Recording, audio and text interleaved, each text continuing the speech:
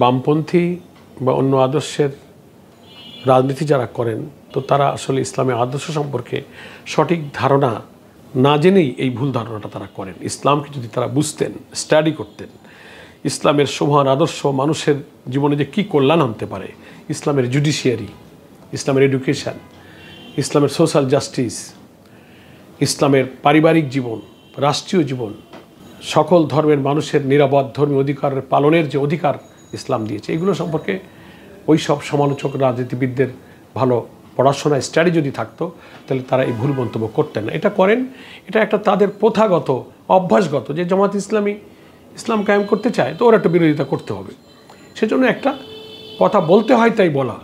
250-টিরও বেশি design option নিয়ে Walton smart fridge, বোঝে আপনার প্রয়োজন।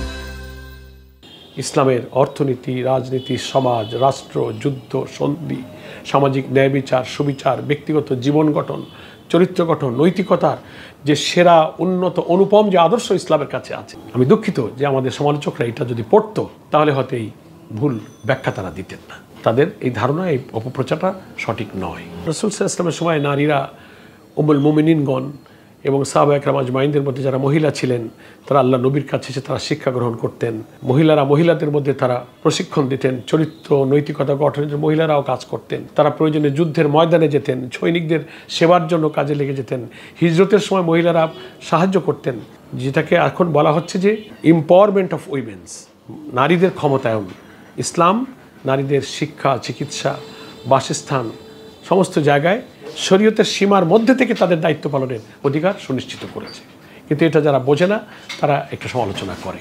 ইসলামের মডেল কিন্তু কোনো ব্যক্তি শতভাগ তার জীবনে যখন ইসলামকে অনুসরণ করবে তখন সে ইসলামের একটা মডেল হবে। তো দুনিয়ার অনেক রাষ্ট্র আছে, তারা তাদের কোনো সামাজিক অথবা পলিটিক্যাল কোনো লিমিটেশনের কারণে হয়তো শতভাগ কোনো জায়গায় নামে মুসলিম দেশ, কিন্তু সেই দেশগুলোতে ইসলামের বিধিবিধান অনেক জায়গাতেই শতভাগ সেই বিধিবিধান এখনও প্রতিষ্ঠিত, প্রতিপালিত হচ্ছে না। তার অর্থ এই নয় যে ওইটাকে উদাহরণ দিতে হবে যে ওখানে তো ইসলাম নাই। যতটুকু আছে, হ্যাঁ, তারা যদি ইসলামের সব দিক ও বিভাগকে ফুললি মেনটেন করতে পারত, ইসলামের পূর্ণ সৌন্দর্যটা এখানে সৌন্দর্যটা ফুটে উঠত। সেজন্য আমি বলবো যে এখনও যেহেতু 100% ইসলামের সমস্ত বিধান কোনো রাষ্ট্রে সুপ্রতিষ্ঠিত হয়ে পারে নাই, তাই কোনো একটা রাষ্ট্রকে আমরা ইসলামের জন্য একমাত্র মডেল হিসেবে দেখাবার মতো কোনো রাষ্ট্র এখনও পৃথিবীতে গড়ে ওঠে নাই। তবে উই আর ট্রাইং, আমরা চেষ্টা করছি। মানুষকে আল্লাহ তাআলা চেষ্টা করার দায়িত্ব দিয়েছেন। ঠিক আছে, শতভাগ না হলে 70, 80, 90% এই কল্যাণমূলক বিধান কায়েম হলেও তো কম্পারেটিভলি বেটার তো হলো, সেটাও তো মানুষের জীবনে যে নিরাপদ হলো। ওই বলে না যে কিছু নেই তো তার চেয়ে কিছু থাকা তো ভালো।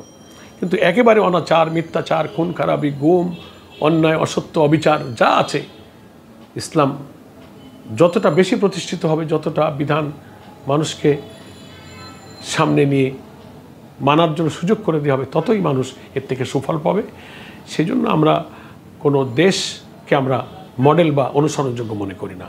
আল্লাহর রসুল এবং আল্লাহর বিধানই আমাদের মূল মডেল। আমরা ওইটাকে টার্গেট করে পূর্ণ অনুসরণ করার জন্য আমরা আমাদের সমাজে এবং রাষ্ট্রে চেষ্টা করি।